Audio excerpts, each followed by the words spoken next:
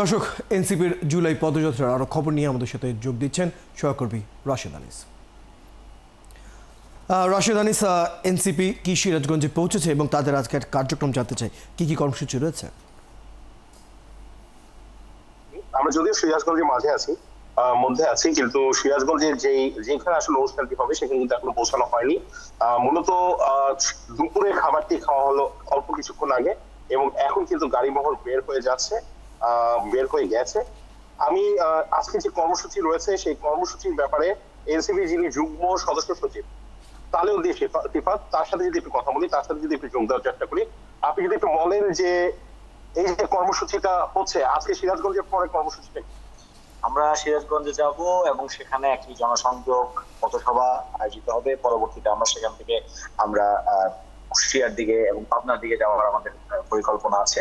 আপনি যেটা দেখতে পাচ্ছেন যে আমরা যখন নাটোর হয়ে আসছিলাম তখন রাস্তার দুই পাশে দাঁড়িয়ে অসংখ্য আমাদের মা বোনেরা, ভাইরা, বোনেরা, এমনকি আমি একজন স্কুলের বাচ্চাকে পেয়েছি যার বয়স মাত্র 8, ক্লাস 2 তে পড়ে। সেই বাচ্চাটি বারবার বলেছে যে আমি নাহিদ ইসলামকে দেখতে চাই, হাসনাত আব্দুল্লাহকে দেখতে চাই। আমি টিভিতে, ফেসবুকে নানা সময় তাদের স্লোগান শুনেছি, তাদের কথা শুনেছি। তো মানুষের যে ভালোবাসা, আমরা এই যে তপ্ত গরমের মধ্যে দিয়ে যখন যাচ্ছি, কেউ তার নিজের গাছের আম পেড়ে আমাদেরকে দিচ্ছে, কেউ তার গাছ থেকে কাঁঠাল, এমনকি কোনো ব্যবসায়ী, কেউ একজন হয়তো ফ্রুট সেলার, তিনি তার আম দেখা যাচ্ছে কার্ট থেকে আম তুলে এনে আমাদের গাড়িতে দিচ্ছেন। তো এই যে ভালোবাসা, তাদের সাথে জনসংযোগ করছে এবং তাদের একটাই চাওয়া যে তারা সংস্কার চান, রাষ্ট্রের মৌলিক এবং গুণগত সংস্কার চান, তারপরে তারা ইলেকশন, নির্বাচন প্রসঙ্গে আসতে চান। কিন্তু যেভাবে আমাদের রাজনৈতিক এরিনাতে ঢাকায় বসে আমাদের বড় বড় বিভিন্ন রাজনৈতিক দলের নেতারা বলে থাকেন যে সংস্কার বাংলাদেশের মানুষ বুঝে না, মৌলিক সংস্কার বাংলাদেশের মানুষ বুঝে না, আমি বলবো তাদেরকে গ্রামে গঞ্জে মানুষের সাথে মেশার জন্য, বাংলাদেশের নাগরিকদের সাথে, শিশু, বৃদ্ধ, কিশোর সবার সাথে মেশার জন্য। তাহলে তারা অবশ্যই বুঝতে পারবে যে বাংলাদেশের মানুষ সংস্কার বুঝে এবং সংস্কার চায়।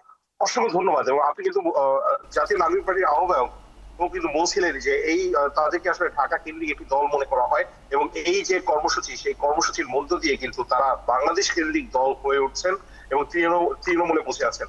মূলত কিন্তু আজকে যে যাত্রাটি বা আজকে যে কর্মসূচিটি সেটি কিন্তু পুরোটাই সড়ক পথে, কারণ 4টি জেলা প্রদক্ষিণ করার কথা রয়েছে, 4টি জেলায় ভ্রমণ করার কথা রয়েছে। ইতিমধ্যে মাত্র একটি জেলায় পৌঁছা হয়েছে এবং সিরাজগঞ্জে পথসভা হবার পর তারপর কিন্তু যাওয়া হবে পাবনাতেও কিন্তু পদযাত্রা রয়েছে এবং সব শেষ সেটি কুষ্টিয়ায় যাওয়া হবে রয়্যাল।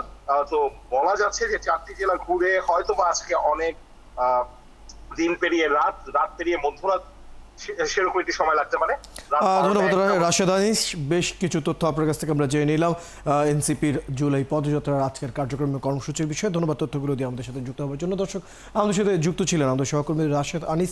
এনসিপির জুলাই পদযাত্রার খবরাখবরগুলো তার কাছ থেকে আমরা জানছিলাম। সিরাজগঞ্জে ছিলেন আজকে আপনি।